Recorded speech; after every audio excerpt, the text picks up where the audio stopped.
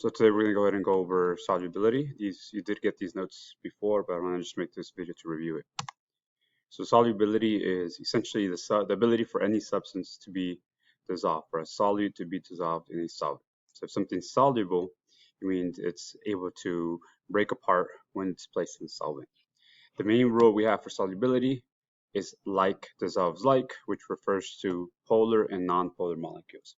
So polar molecules dissolve polar molecules, and non-polar molecules dissolve non-polar molecules. Okay, here's kind of a quick recap of what is non-polar versus polar. So we know a polar molecule has an atom that's very electronegative, which pulls electrons to it, making it have a slightly negative end and a slightly positive end. Okay, easy way to remember that is if you're polar, that means you have poles. You have a negative pole and a positive pole. If you are non-polar, then you don't have any poles and the electrons are shared equally. Here we have an H2O molecule. So H2O molecule is one of the most polar, well, it's a polar molecule that you're going to see very often, okay, because it's usually the solvent of our solutions. So this here has an oxygen, which is very electronegative. It pulls electrons to it, making it slightly negative on the oxygen end and slightly positive on the hydrogen end, because the electrons which are negatively charged are more in this region compared to this region. So just keep that in mind. Water is a polar molecule.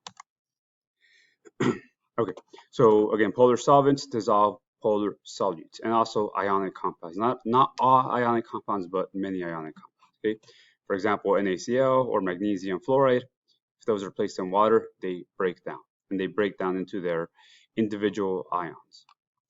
Also, compounds with many OH bonds, such as this right here, an OH bond, that's also going to be a polar bond because the oxygen is very electronegative. So things that have many OH bonds tend to be polar molecules. Okay.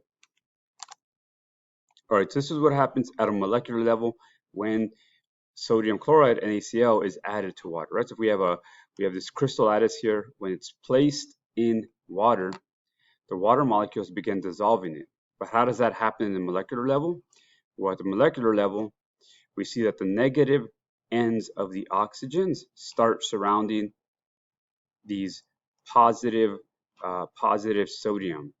Okay, so the negative ends of the oxygens on the water molecule start surrounding the positive sodium, and the opposite is true for the chlorine. These positive hydrogens, because the hydrogens are slightly positive, start surrounding the negative chloride ion. So that's what happens during dissolving, right? We just have these molecules are breaking apart by the attraction of the water molecules to both the sodium and the chlorine atoms, or ions rather. Okay, all right, nonpolar dissolves nonpolar. How do we know if it's nonpolar? Well, if we have a lot of carbon-hydrogen bonds have very similar electronegativities. So those will be carbon-hydrogen bonds will be non-polar bonds. So you can do the math, take them away, you'll see that they fall. If you remember the chart, the polar versus non-polar chart, they fall in the non-polar region. Okay, so this tends to be things such as oil, grease, anything that has a lot of carbon-hydrogen bonds, such as this here. This is vegetable oil formula here. If you notice, there's a bunch of carbon-hydrogen bonds. Anything that's like that is going to be non-polar. Okay. So for example, this compound here, even though it has a charge here, most of it is nonpolar, so it's going to be a nonpolar molecule. Okay, and if I were to put this molecule into this compound, they would end up mixing because they're both nonpolar.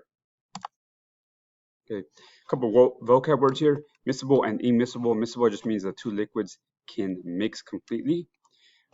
Immiscible means the liquids cannot mix. Okay, for example, if we have a oil layer and a water layer, we have a bunch of carbon-hydrogen bonds, right? And here we have a bunch of OH bonds, which we know are negatively charged and positively charged.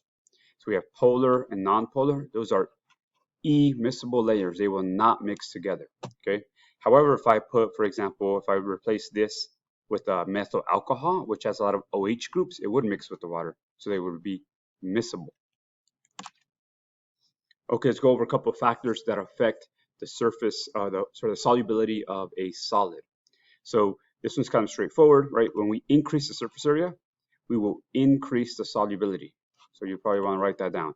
Higher surface area equals higher solubility. This is for solids, right? So a fine salt will break down faster than a coarse salt. That's because we have more area for more collisions, more interactions between the water molecules and the solutes. Okay, so more collisions equals an increase in solubility. In general, this is our general trend. This isn't always true, but in general, most things tend to increase in solubility. So this is my solubility here, and this is my temperature down here. As I increase my temperature, I tend to increase my solubility. In other words, when my temperature goes up, things dissolve more. Now we've seen that, right? If we have sugar in hot water, we can dissolve more sugar in hot water as we increase the temperature. But cold water doesn't hold a lot of sugar. Okay, so it's kind of just a summary, right? So we have in a hot liquid, things tend to move faster, and that gives them enough kinetic energy to break more bonds. Okay, so we can break more bonds, therefore make things more soluble. More collisions, more solubility. Quick vocab word here, saturation. So saturation just means that a substance has reached the maximum solutes that it can contain, right? So I can have an unsaturated solution. If I add salt, I'm not going to see any crystals form. But if something's saturated and I continue to add salt, then all the extra solutes will just crystallize. They're not going to dissolve anymore. That's how we know we reached the maximum. Okay.